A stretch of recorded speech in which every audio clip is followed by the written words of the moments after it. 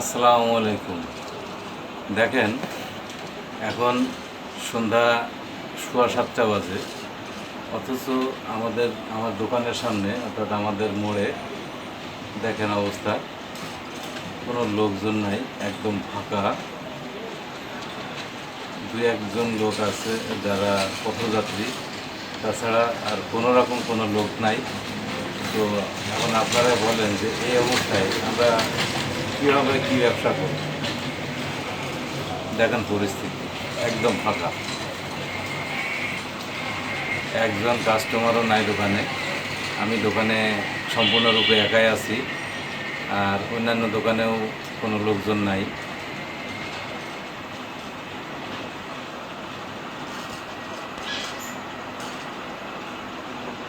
এভাবেই চলছে আমাদের ব্যবসা, দৈনন্দিন জীবনের দৈনন্দিন ব্যবসা। তো ঠিক আছে, সবাই ভালো থাকবেন, দোয়া করবেন আমার জন্য। আল্লাহ হাফেজ।